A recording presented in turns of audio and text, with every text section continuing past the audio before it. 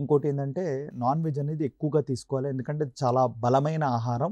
Vegetarian diet అనేది అంత మంచి అంటే అంత తక్కువ అనే ఇంప్రెషన్ తోటి మన సొసైటీ అనేది ఇప్పుడు ఎక్కువగా ఉంది.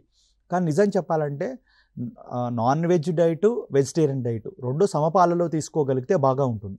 ఒకప్పుడు మన మన తాత ముత్తాతలు ఏం చేసేవాళ్ళు, వాళ్ళ ఫిజికల్గా చాలా యాక్టివ్గా ఉండేవారు కాబట్టి వాళ్ళు ఎంత నాన్ వెజ్ తిన్నా కానీ అది అరిగిపోయేది, వారు దాన్ని జీర్ణించుకునే శక్తి ఎక్కువగా ఉండేది. ఇప్పుడు ఏమైపోయింది, మనకు నాన్ వెజ్ ఎక్కువగా తీసుకుంటే అంత మనం పని చేయట్లేదు, అంత ఫిజికల్గా కూడా మనం యాక్టివ్గా లేవు. దీనివల్ల ఏమైపోతుందంటే అదంతా ఫ్యాట్ రూపాన మారి, అంటే ఏదైతే మనం ప్రోటీన్గా తిన్నా కానీ నాన్ వెజిటేరియన్లో అది ఫ్యాట్గా మారి మనం లావ్ అయిపోవడము, ఒబిసిటీ ఎక్కువ రావడము, సెడెంటరీ లైఫ్ స్టైల్ ఎక్కువగా పెరగడము, అదంతా కొవ్వు పదార్థాలు మన రక్తనాళాల్లో ఎక్కువగా ఎఫెక్ట్ చూపించడం, ఇవన్నీ జరుగుతుంది.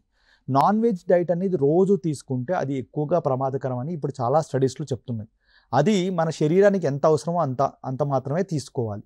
ఒకవేళ తీసుకునే పద్ధతిలో ఉంది అంటే మాత్రం మనం ఫిజికల్గా కూడా చాలా యాక్టివ్గా ఉండాలి.